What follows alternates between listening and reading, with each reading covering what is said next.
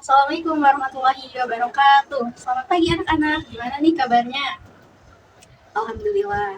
Baik, sebelum kita memulai pembelajaran pada pagi hari ini, kita berdoa terlebih dahulu ya. Silakan kepada kakak kelas untuk memimpin teman-temannya dalam membaca doa. Selanjutnya, Ibu akan membacakan presentasi terlebih dahulu ya. Bagus? Dina? Fajri? Ranti? Baik.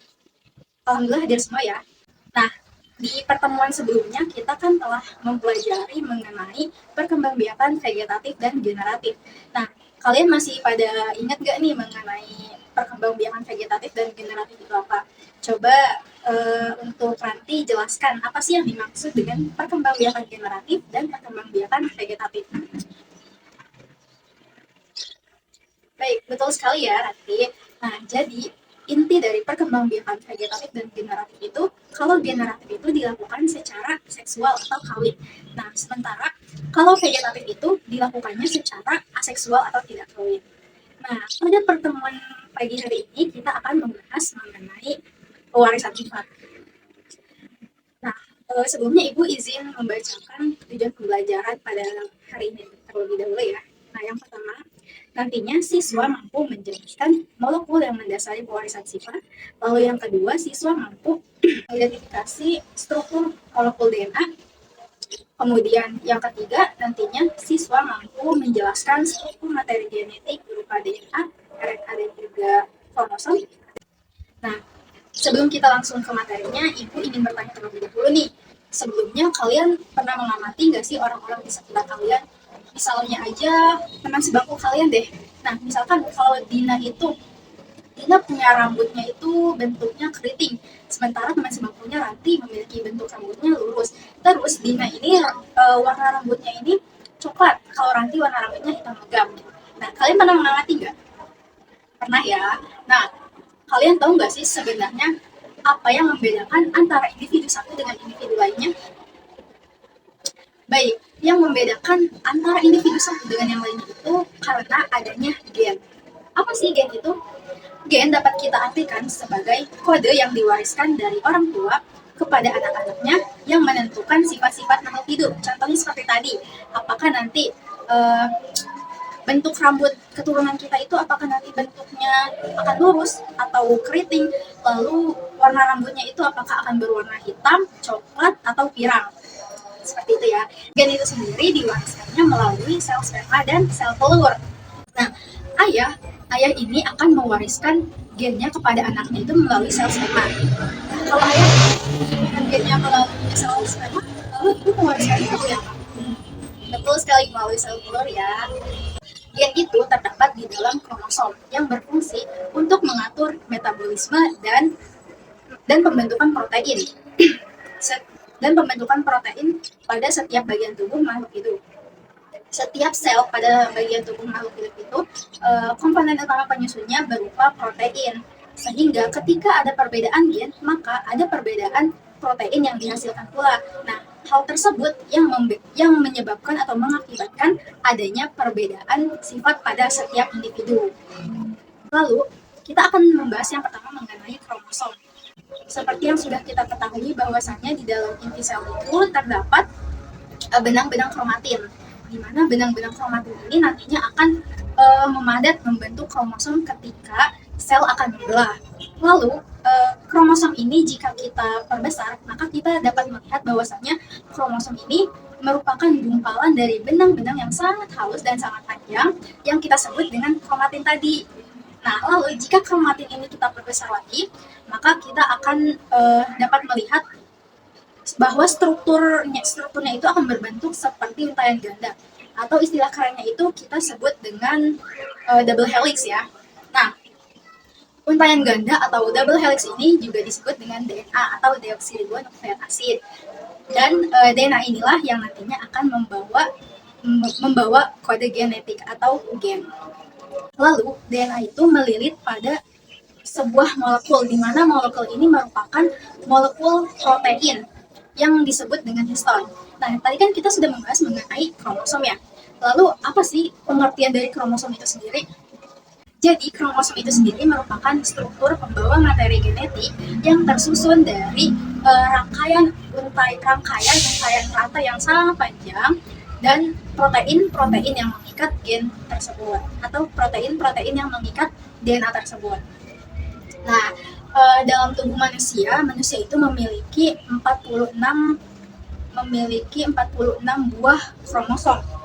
Nah, ini merupakan gambar kromosom pada tubuh manusia ketika selnya akan membelah. Nah, kromosom yang banyak ini jika kita susun maka dia akan memperoleh 23 pasang kromosom. Nah, seperti ini ya gambarnya. Nah, ini merupakan gambar kromosom yang telah berpasangan. Nah, kromosom-kromosom ini disusun berdasarkan nomor-nomornya, tidak begitu saja gitu ya. Jadi ada kromosom nomor 1 sampai kromosom nomor 23. Nah, kromosom-kromosom ini nantinya kita kan memperoleh kromosom ini dari orang tua kita ya. Nah,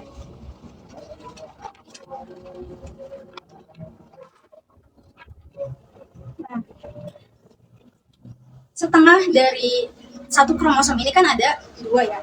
Nah, pasangannya ini kita itu memperoleh satu dari ayah dan satunya lagi kita peroleh dari ibu. Kan ini kromosomnya itu ada 23 pasang ya. Nah, kromosom nomor 1 sampai kromosom nomor 22 ini disebut juga dengan kromosom autosom atau kromosom tubuh. Kenapa sih disebut sebagai kromosom autosom atau kromosom tubuh? Karena kromosom ini nantinya yang akan menentukan sifat-sifat tubuh pada makhluk hidup itu sendiri. Seperti tadi misalkan, apakah nanti keturunan kita akan berambut lurus atau keriting, lalu warna kulitnya apakah akan berwarna sawo matang atau akan berwarna putih langsat dan lain sebagainya, kuning langsat dan juga lain sebagainya. Nah, lalu kromosom nomor 23 ini apa dong? Nah, kromosom nomor 23 ini merupakan kromosom gonosom atau kromosom kelamin. Nah, ada yang tahu nggak sih sebenarnya kenapa dia disebut dengan kromosom kelamin atau kromosom gonosom? Nah, betul sekali ya. Jadi, kromosom gonosom ini yang nantinya akan menentukan apakah keturunan kita akan berjenis kelamin laki-laki atau berjenis kelamin perempuan. Nah, kita kan sudah membahas nih mengenai kromosom-kromosom tadi. Lalu perbedaannya itu apa antara laki-laki dengan perempuan? Laki-laki ini kromosomnya berjumlah 44 buah atau 22 autosom dan sepasang kromosom gonosom atau sepasang kromosom kelamin. Nah, kromosom kelaminnya ini berupa XY. Sementara pada perempuan sebenarnya sama saja jumlahnya. Sementara pada perempuan itu kromosom kelaminnya berupa XX. Nah, jadi apa sih yang membedakan antara kromosom laki-laki dan perempuan? Ya, betul sekali apa kata Fajri ya, bahwasanya kalau kromosom laki-laki itu, kromosom kelamin pada laki-laki itu XY, sementara pada perempuan itu XX. Baik, nah sekarang kita akan membahas mengenai materi genetik. Nah, materi genetik itu merupakan materi yang membawa kode genetik atau gen. Materi genetik itu tersendiri terbagi menjadi dua, ada DNA dan juga RNA. Nah, lalu apa perbedaannya, bagaimana strukturnya, dan bagaimana sih cara kerja antara keduanya itu? Nah, yang pertama kita akan membahas mengenai DNA terlebih dahulu. Seperti yang sudah kita ketahui bahwasanya DNA itu tersusun atau terdiri dari untayan rantai ganda atau double helix yang saling terikat satu sama lain. Nah, ini ya untuk gambar dari DNA, struktur DNA.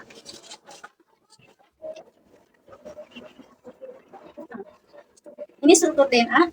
Nah, dia itu berbentuk seperti untayan ganda ya, atau double helix tadi. Nah, dan mereka ini saling berhubungan atau saling terikat satu sama lain. DNA itu sendiri, jika kita amati lebih detail, maka kita dapat melihat strukturnya seperti ini. Nah, ini jika kita melihat struktur dari DNA lebih detail ya. DNA itu terdiri dari nukleotida. Apa sih nukleotida itu?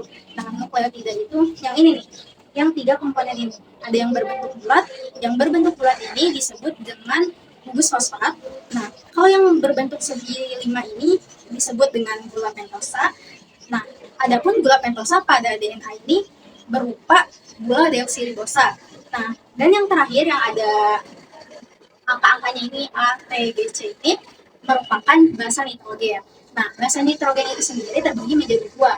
Ada basa purin dan juga pirimidin. Pada basa purin terdiri atas adenin dan guanin. Sementara pada basa pirimidin terdiri atas sitosin dan terdiri atas timin dan sitosin. Ini ya.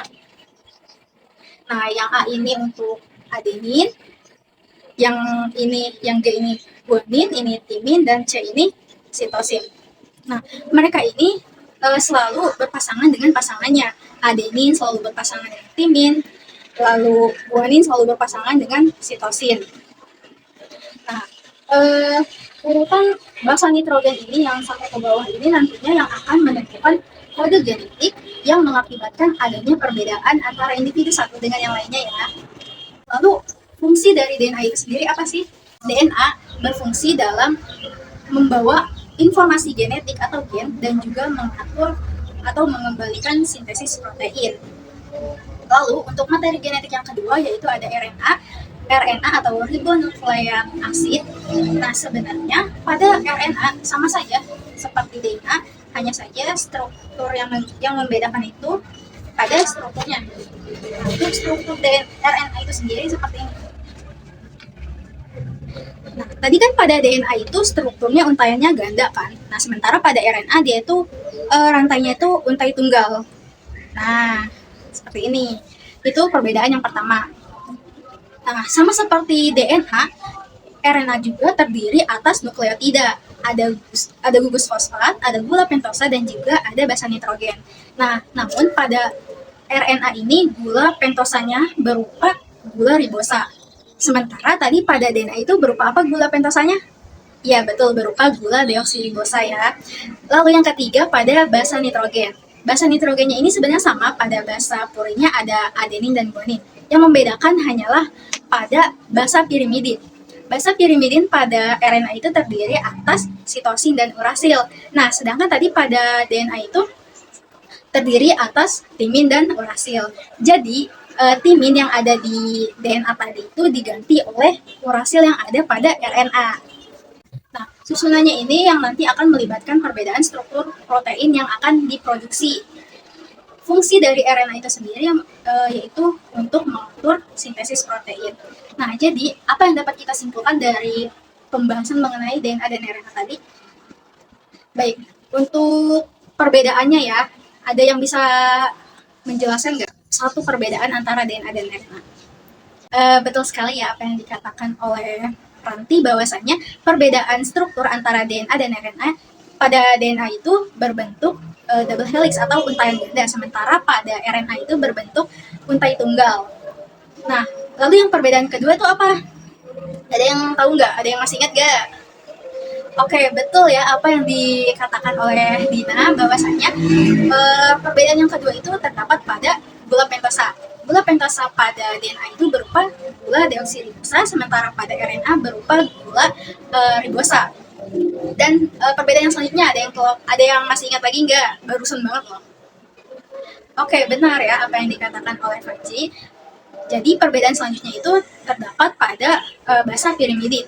Pada DNA basa pirimidinnya itu berupa timin dan sitosin, sementara pada RNA itu berupa sitosin dan urasil. Nah, lalu ada nih perbedaan selanjutnya yaitu mengenai fungsinya. Ada yang tahu nggak? Oke, baik, benar ya apa yang dibilang oleh Bagus tadi. Kalau fungsi DNA itu berfungsi dalam membawa informasi genetik atau gen dan juga mengatur sintesis protein. Sementara pada RNA dia itu hanya berfungsi dalam mengatur atau mengendalikan sintesis protein saja. Oke, jadi kenapa kita bisa berbeda dengan yang lainnya? Nah, karena DNA kita berbeda, maka akan menghasilkan RNA yang berbeda pula. Dan RNA yang berbeda ini juga akan mengakibatkan terjadinya pembentukan protein dengan sifat dan jenis yang berbeda pula. Dan karena protein itu sendiri merupakan komponen utama penyusun sel tubuh makhluk hidup, sehingga sifat dan jenis kita pun akan berbeda. Nah, jadi itu alasan kenapa kita bisa berbeda dengan teman kita, dengan keluarga kita, dan lain sebagainya.